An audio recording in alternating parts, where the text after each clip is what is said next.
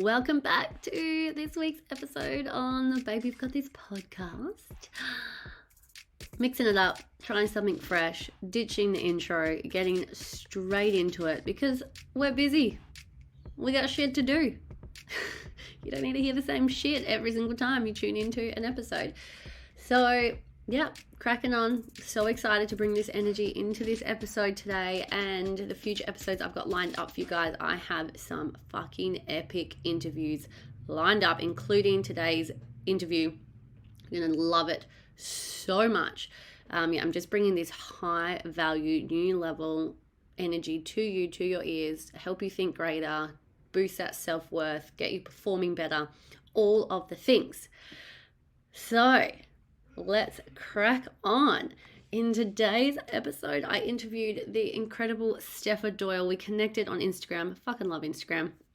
We just became besties straight away. I was like, girl, you need to be on this episode. Share what you have to share because her story is so powerful. She is an international branding photographer, creative wildcard, content creator, speaker, and facilitator. Stepha is also the co-founder of Daydream Dream Day Photography and Creative House. Above all titles she holds, she is human as fuck, which you will definitely experience in this episode. She's here for both the magic and the realness. Yes, yes, yes. Her vision, art, and work centers around self-expression, creativity, aliveness, humanness, fueled by her fierce story of reclamation through the loss of her mum to suicide at the tender age of 17. Her dreams are to connect, empower, and enliven, big word for me, enliven the lives she touches. Stepha brings the hashtag bad bitch energy through her rebellious heart and expressive soul. All she wants is for the world to own the same within themselves. She is a Leo sun, feisty, love it, big, bold. Fucking let's not go down the astrology path because we'll be here all day, but love this. She's obsessed with pink sequins, cosmopolitans, and really fucking living this one wild life. Whew, how is that for an intro? And seriously, our chat is next level. It is human as fuck. It is real. And we dive deep into how grief can paralyze us from our success and how to turn that around, how to use your grief as your fucking superpower, but not diminish the pain and, try and, what's the word, cover it up, gaslight it. Is that the right word? It's about helping you move through the grief you have and not let it stop you from living this one fucking epic life and creating the business and the life of your dreams. So enjoy. I hope you loved it as much as we love it. I'm here with the fabulous Stepha Doyle, and what a fucking intro that was. Yay! Thank you for having me. Hashtag bad bitch energy. That's it. I love it. So I stumbled across this gorgeous human, and please go and stalk her Instagram because that's how I found you. And it's bright, it's fabulous, it's sparkly, it's energetic, it's all the things. And I stumbled across her Instagram in one of her reels that went viral. I'm saying it's gone viral. I'm thinking, I don't know if it has, but I'll take it. Manifest it. And I was like, Stepha needs to come on the podcast. I know you have a huge story and a really powerful story. And I feel like I just went deep real quick just now. Let's do it. But welcome to the podcast. Drinking the coffee. I didn't think that far ahead. I want a coffee. And I could teleport it through the screen to you. Bam. That would be great. Well, how are you? Welcome to the podcast. Thank you for having me. I am really good and really excited. And we were just saying before, I love the power of the internet and how we can connect with people around the world. I know there's things with the internet that we're like, ugh, but really I think it's fucking epic and the best thing ever. So I'm just grateful to be here and have a chat and see what comes out of my mouth, to be honest. What is it? Disclaimer, here for your entertainment. That's my highest goal with this. Like, look, we're going to add value, but well, we're going to educate, inspire, but the entertainment, I think that's the top of the list. Oh my God, totally. Nothing like a boring podcast to listen to. Oh, we're not about that. No. Well, so it's all about, babe, you've got this moment. And I'd love for you, we'll get straight into it, dive into a time where you've had to have this, babe, you've got this moment. If you have multiple, like if some more come up, please share it. But take us back, take us on a journey. I feel like there are so many moments, of course, and I'm sure I'm not the only one that says that. I feel like just being in business in general is like constant, like it's one big babe, you've got this, and then like multiple moments along the way. I really think as an artist and a creative who is in business, and the relationship between art and making money and selling, and the two like coming together, I think there's been a really deep journey of, well, I think everything actually just gets unearthed, all of your doubt, all of your worries, all of your fears, your insecurities, your shadows, the ways that you question yourself, the ways that you relate to yourself. And so I feel like throughout this whole process, like in different evolutions and different seasons of my art and my, I guess, creativity, it's and working with different clients along the way as well, it's like that, remembering to really back myself and back my art and back what I'm creating and back the bigger vision too, because there's obviously going to be hiccups along the way. There's going to be moments when you stumble, or there's moments when I've definitely stumbled, and it's like the stumble doesn't matter, it's just how well you can pick yourself up afterwards, right? 100%. So I feel like that's, it's a bit of a generalized answer to that. I think like the part of me that wants to go deep, classic me. Do it. I'm for it.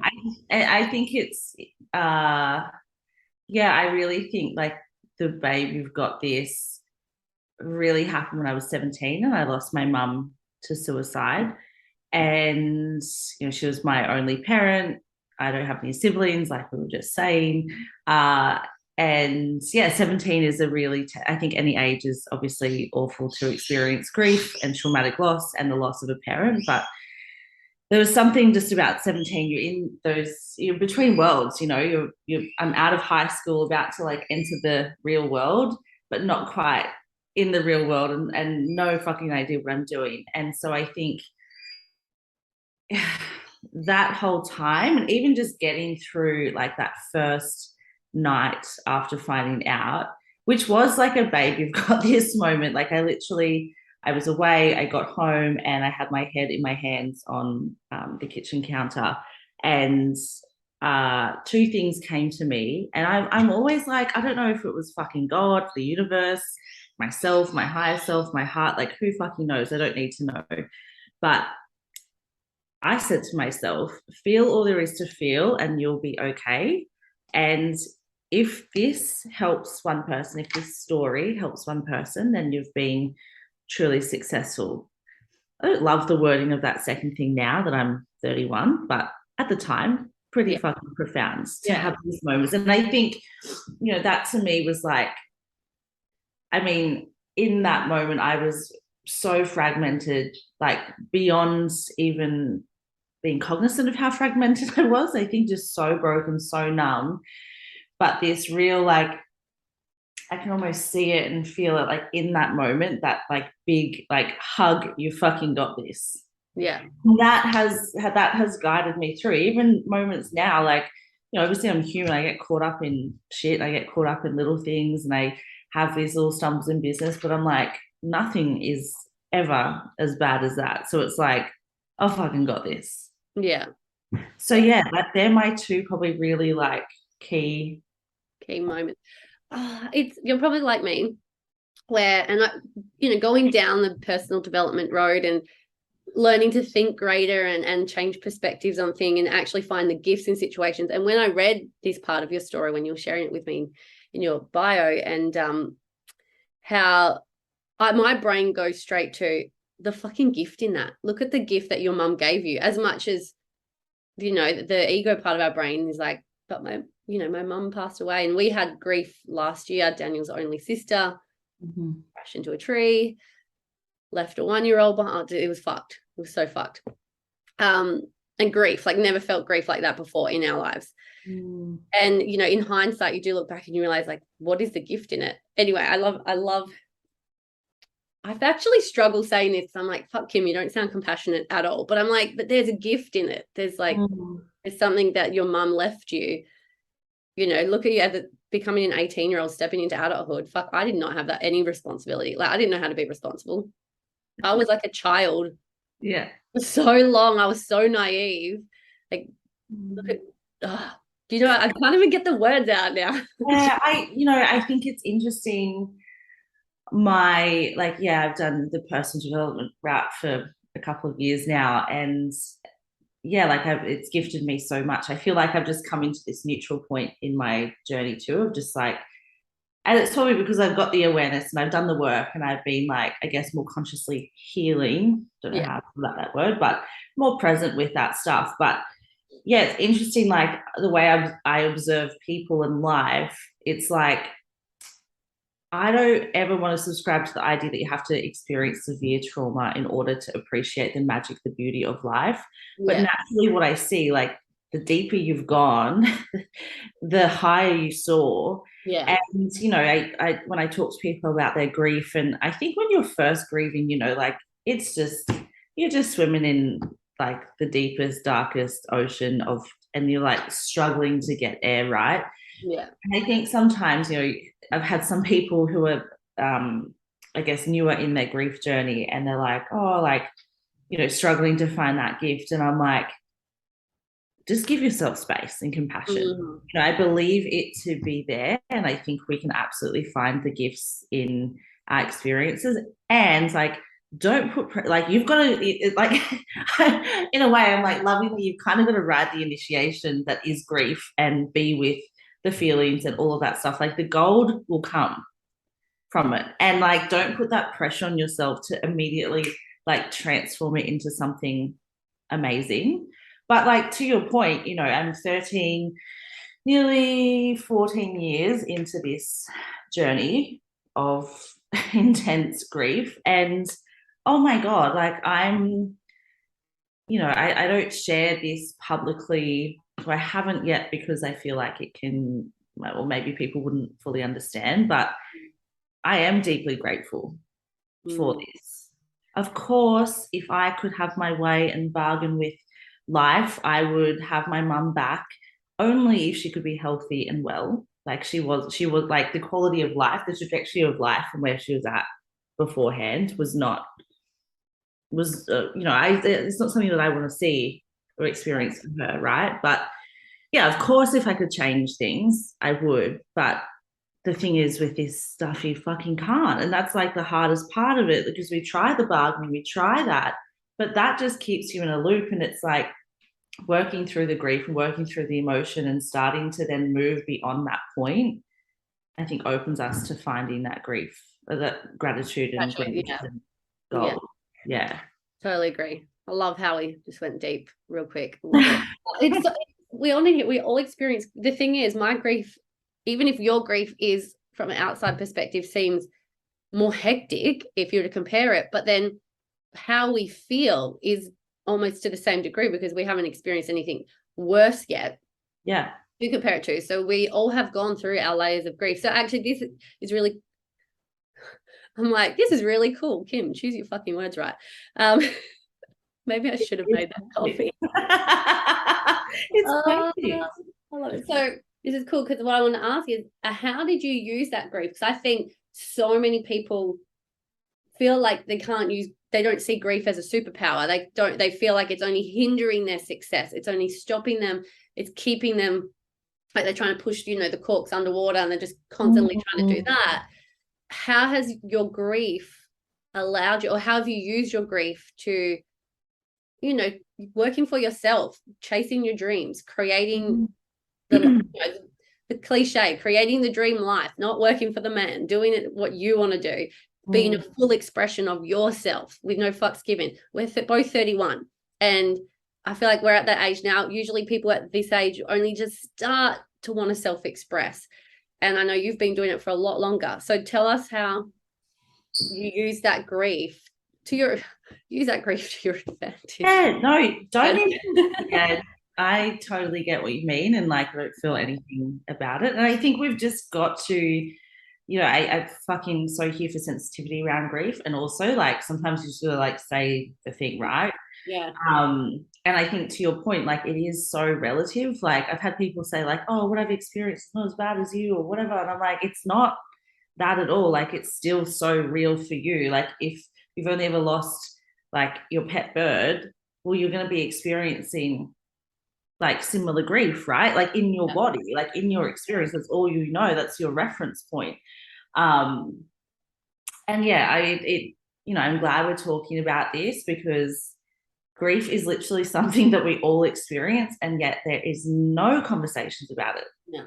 Well, there's nothing like, and not that you, I mean, not that you can probably, I think more conversations, and I think, oh God, I'd love to write a book on it from my own perspective, or just something that I would have liked when I was 17 to like just understand what to expect. Because societally, it's like, oh, 2 weeks and you're done, between the death and then the funeral. Like once okay, a funeral's done, like, yeah, like, get back to it kind of thing. And I didn't realize I was signing up for like probably a lifelong journey working through this. So but yes, to your question, using this to my advantage. Oh my God, this is such a great question. I think there's so many ways. I think firstly, I've always felt like a sensitive human, but I think this like blew me wide open. I was 17, so I think maybe it's a bit teenager of me, like, not wanting to say I love you, not wanting to cry in front of people, being quite like closed off. And then this experience just, well, there was no fucking holding anything back. I was a wreck, like constantly in front of people. But it also made me realize, like the last time I saw my mum, we were still fighting. It's kind of like, I've always seen it in movies and it's been like my worst nightmare, but I don't feel anything about it now. But for a period of time, it was like reconciling that the last time we spoke, I like half-assed said, yeah, like fucking whatever, love you, and like off. And so I think this experience made me realize like none of this like weird human stuff that gets in the way of saying what we actually feel about people matters. Like say the thing, apologize, say I love you. Like, and I don't always like, I say this and I'm still human. I still have my moments of vulnerability or like holding back, but it really did teach me to embrace that and get comfortable with telling people that I love them, even if they didn't reciprocate or they were like, oh, this is, with all my friends around that age too, it was like, this is a lot. Like we were kind of saying like, I love you like a friend still back then. So back then, Illy, didn't we? Was that our generation? Was that the generation after? Say Illy. That memory just came up. Oh I'm writing that out to people. So I think the sensitivity I just think the sensitivity of emotions that I carry has been really powerful. It's powerful in the work that I do now. And I think the depths that I've gone to in reconciling this means that I can hold really fucking deep spaces for people in photo shoots with me, and just like this permission for them to be however. And there's like, I genuinely feel, and I've had lots of different experiences and nothing has wavered me. Like I genuinely feel I could meet anyone with any experience and just like hold that solidly for them, because I know what it's like to have something so big and intense that you tell people about it and they run away, and then you're holding their emotions. And they're having a reaction to it, So I feel like that's a gift. I think so. Mum really struggled with her mental health throughout probably most of my life, really. And it was probably a lifelong thing that she struggled with silently. It was depression. She was then diagnosed with bipolar, but essentially, looking at her journals and stuff now, I can see these dreams, I can see this creativity. I mean, she was quite creative, but there was so much untapped and unexpressed. And there was really so much suppressed within her. So I think for me now, like, it is the greatest guidepost in like, I'd rather feel the pain of other people judging me for my fullest expression than the pain of suppressing my Yeah. expression. Yeah. And that's why, like, I mean, it's been a journey. Like, I met someone recently and they're like, oh, you've just always had colored hair and been this loud and like loud in maybe color and presence. And I'm like, no, it's been baby steps over time. But, you know, the older I get to, like 31, mum was 37 when she died. And I'm like, holy fuck, Yeah. that's huge. Yeah. I don't feel like putting myself under duress and be like, time's running out, but also like being conscious of the time that I have here. Yeah. And hopefully it's for many, many decades to come to an old biddy. But it's like, do the things now and take the action now.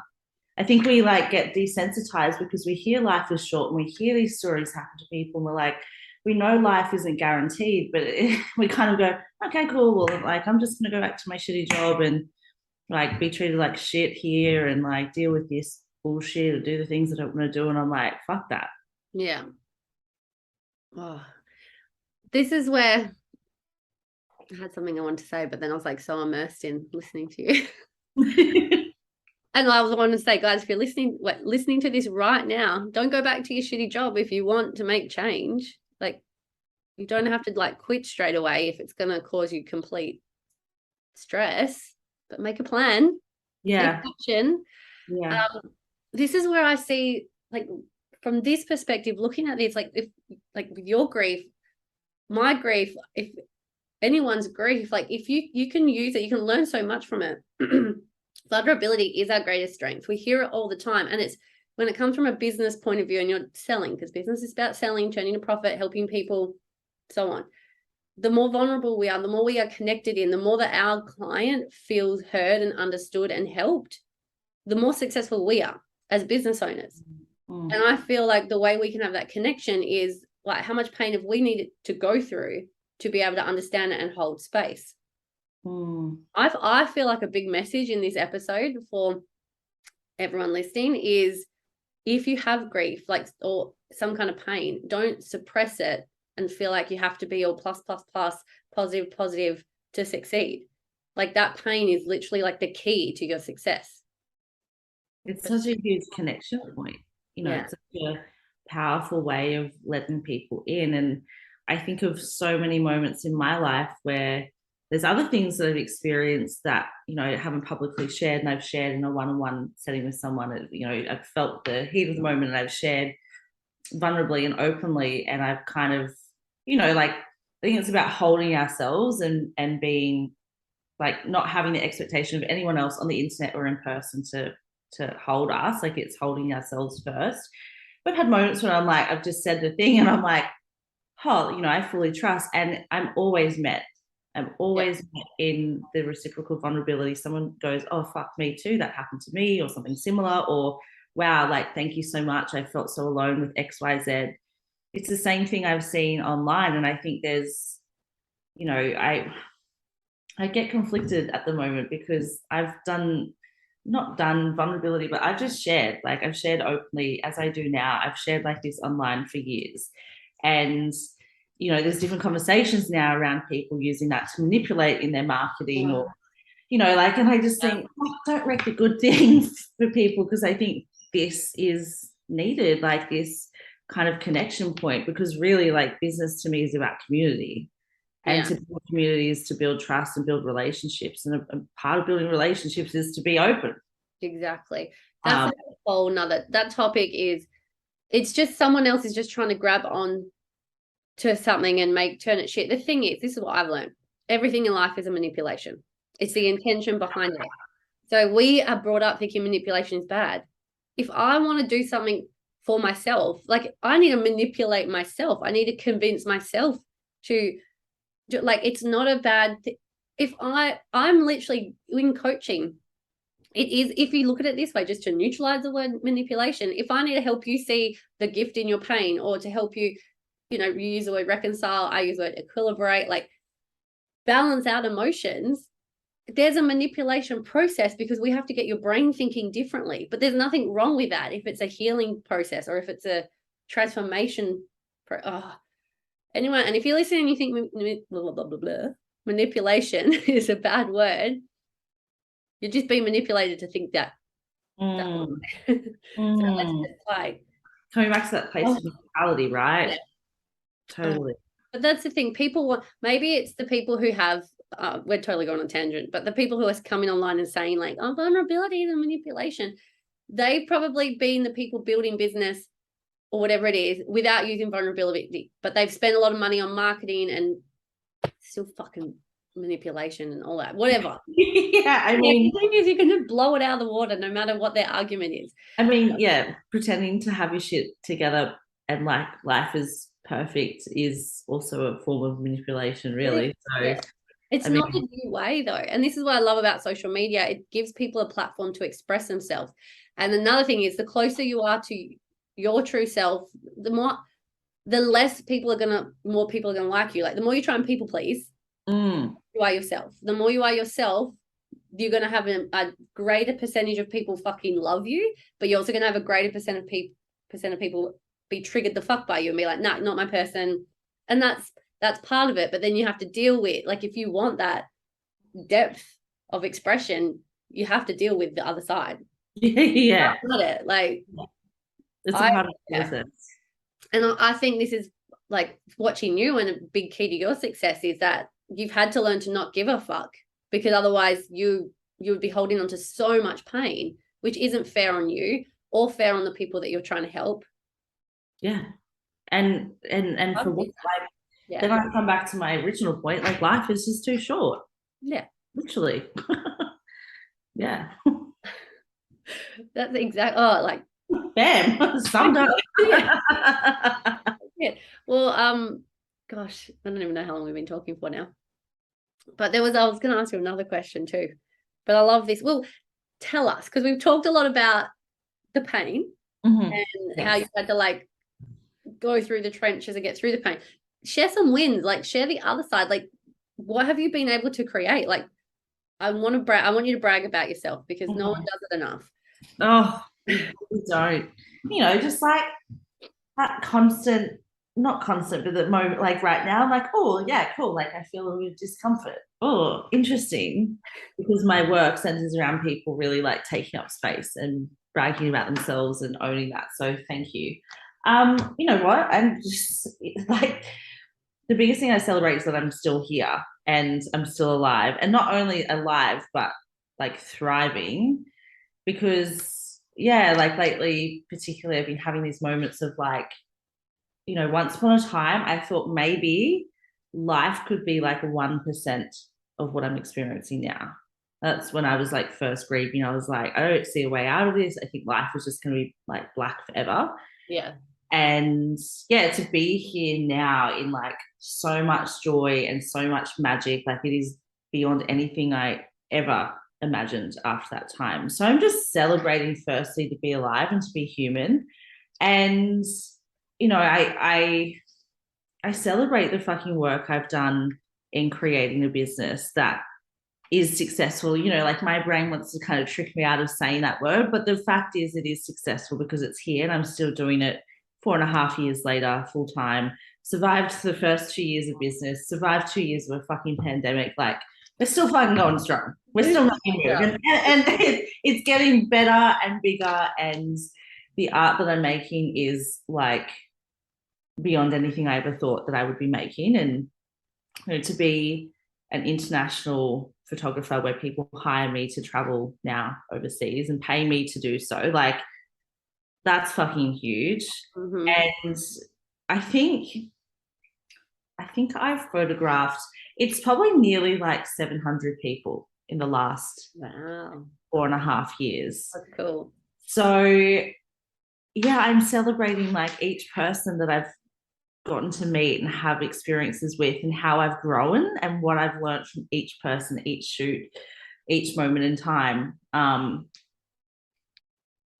Yeah, and I'm celebrating that Mum's legacy gets to weave through what I'm doing. You know, like yes, I've experienced the loss of her, but you know, it really does feel like we're hand in hand with so much of what I'm doing, and so much like I'm doing what I want to do and I'm doing it for me, but I know there's parts of what I'm doing that I'm doing it for her as well underneath that. You know, like photography, she was an amateur photographer using film, working her magic in that way. And it's like so fucking cool that I get to be a photographer now. And I'm making a name for myself as a photographer too. Like, what the fuck? Like, when I started, I was like, hopefully I get enough clients, you know, like hopefully I have 50 clients a year or something and I can like make ends meet, and to be at this level where people are like, oh, you're on my vision board to work with you. And I'm like, wow, that's fucking epic. I love that. Yeah. How's that for a goal? But how's that for a vision, to be on someone's vision board? Well, you wouldn't even think that. No, and you just like, I wouldn't have even thought, you know, 4.5 years ago that I would have like the connection to people or the community of people around me, which has been the greatest gift throughout this whole journey. Yeah, actually insane. Yeah. And I get, and to put it into perspective, to wrap it all up, I'm like, if your mum didn't leave and she was still on the survival train, probably on the medication, just keeping her, you know, like that, would you be doing what you're doing now? Would you be helping people to the degree you're helping people now if she was still? I would say I highly doubt it, because it was caught up helping her, not caught up help you. That would be your focal point. You'd be like, I can't break away. I've got to be here for mum. And you would want to be, even though she would deep down be like, go fucking do your thing, Stepha. Like, go make something of yourself. But there would be this attachment. Totally. She's allowed. Oh, gosh, throat going crazy. Well, I can't even talk. This is hilarious. I'm like laughing at myself. What is going on? You got what you're picking up when I'm putting down? Yeah, I mean, I think like my life would have looked so different had mum still be here. And this is why I'm grateful, because like, yeah, I'm grateful that she doesn't have to experience life like that. Like her experiencing like the mental hospital here in Brisbane, I don't know if you meant to call it that, but whatever, that just came out of my mouth. But like the psychiatric ward in Brisbane, that's what I mean. Yeah, like that's me and my experience and what I saw and what I experienced with her, visiting her every day. That's not healing. That's just a fucking holding room. Yeah. And that's not like, yeah, that is not learning to thrive again and learning to like adapt to life. And so, yeah, you know what? I'm really fucking glad she doesn't have to go through that. And I'm really fucking glad I don't have to go through years of grief, because like when things first started getting crazy, she went missing for like a day. And it was at that point that my grief started. Yeah. Like that's when that's when I lost mum. Yeah. And then 6 months later, when she did die, like, you know, that was like the formal loss. So yeah, I'm grateful that it wasn't a prolonged thing, because I don't think I would have had the energy, the mental capacity. I would not be creating the life that I have now. 100%. And all those people that you've helped with your photography and your business and what it is you do, like they wouldn't have gotten that experience in life. And I think a big message here is, and I can speak from this because I had that big rude awakening last year when we had that loss, is no, it's just like left my brain. Mum brain is, I hate it. It's dumb. I don't like it. Who invented it?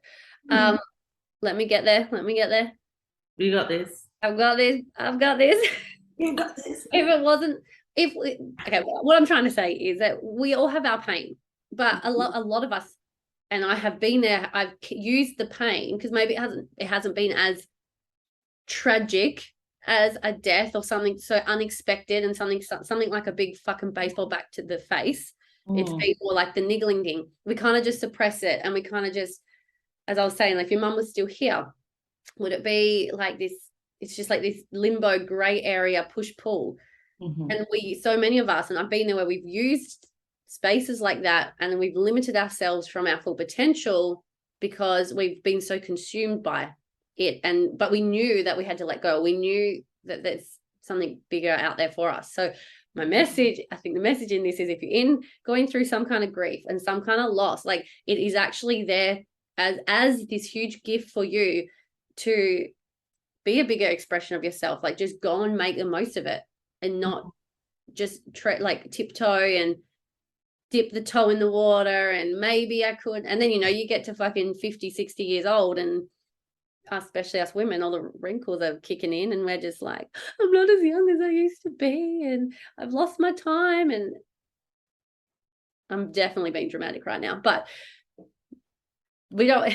Now I've talked for too long, and my point, this is all the time, I'm the person who makes a point but never gets to the point. So I feel like stop wasting time, people. Stop fucking wasting time is what I'm trying to say.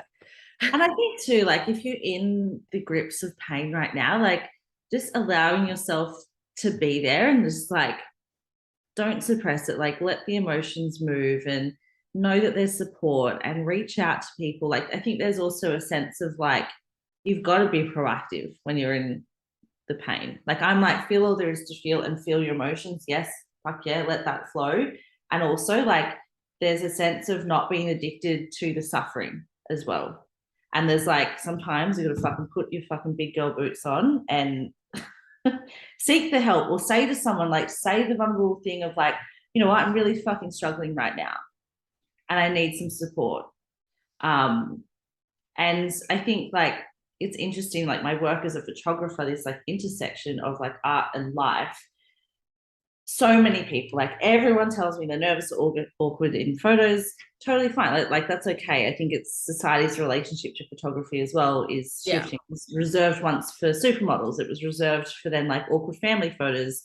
It was very like precious because it was film, so it was more expensive, and like this real like your wedding photography was like 30 photos that you like set up. Right now it's like blast however many you want. And we're using it in different ways as well. It's taking a different form, but like as someone who, I'm lucky to have a lot of film photos of mum, but it's never enough in someone's death.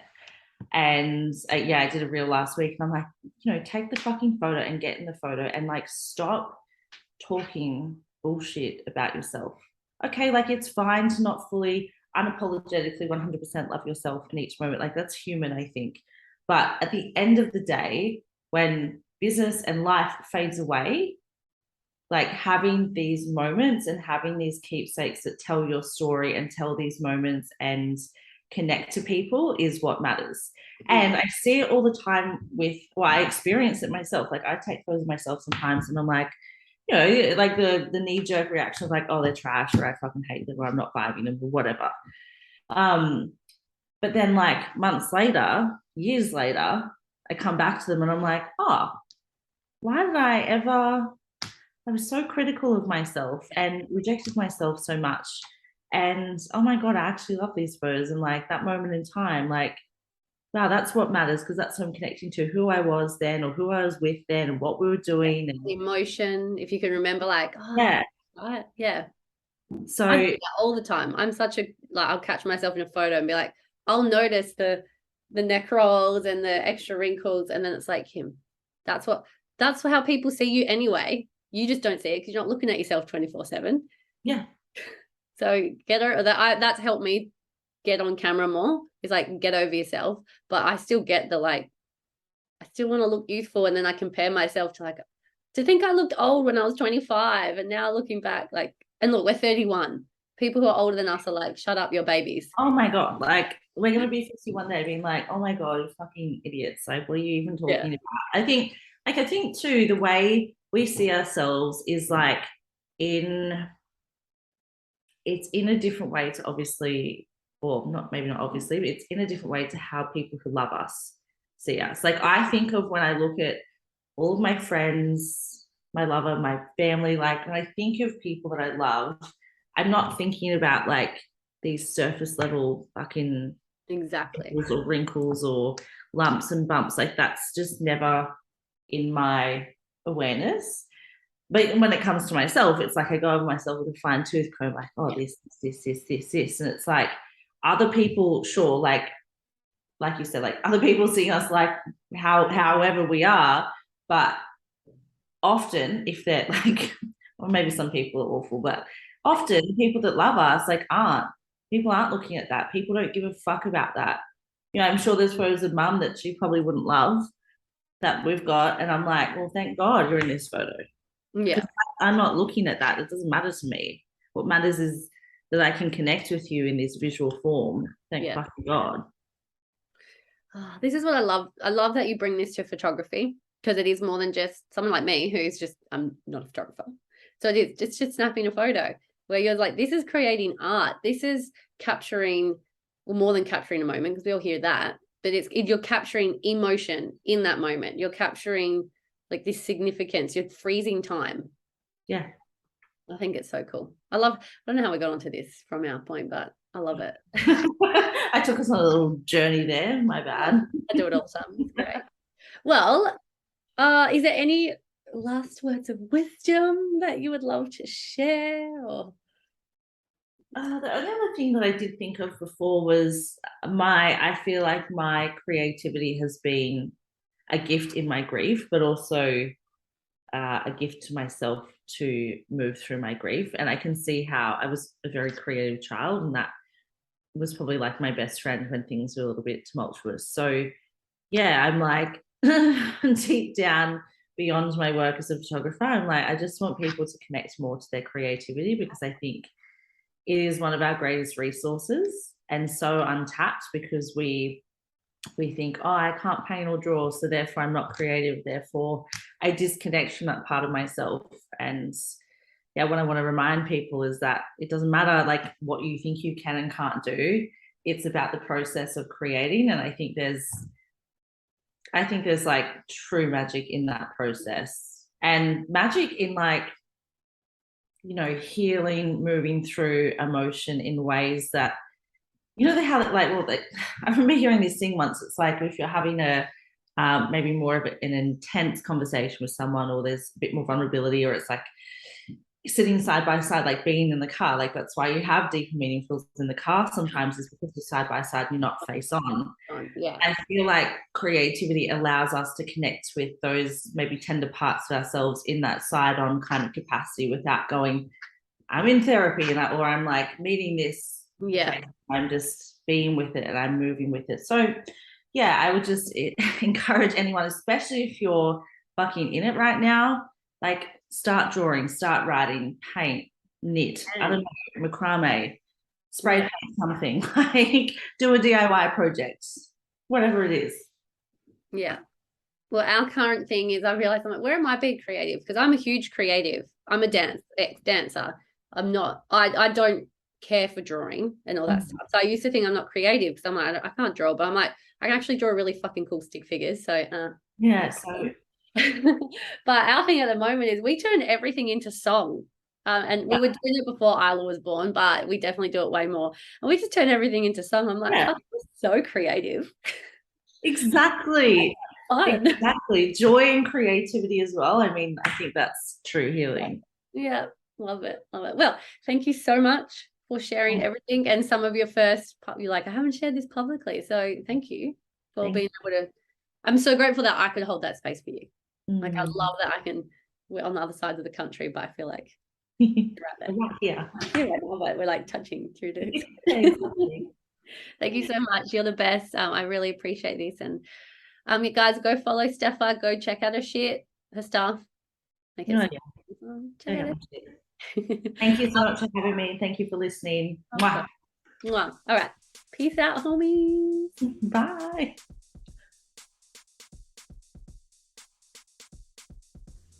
Thanks for tuning in today, babe. From the bottom of my heart, thank you so, so much for always coming back and tuning in, because you know you're getting epic value. And now I would absolutely love to ask for your support in return. Please take a screenshot. Please share this episode, this podcast on your social media with your friends. Let's get this message out there. And if you would love to, slide into my DMs. Jump into my DMs on Instagram. Ask me anything, connect. Let me know what you love most about the podcast. Let me know if you have any requests on what you'd love me to talk about. And if you would love to be a part of the free Babe You've Got This community, you can head to the link in the show notes and also the link in my bio through my Instagram. and you can actually sign up for free and join our free community where I'm dropping all kinds of coaching, free bombs for you to really up level in the way you think, up level in the way you handle your money, your self-worth, all of the things. So thank you so much, and I'll catch you on the next session.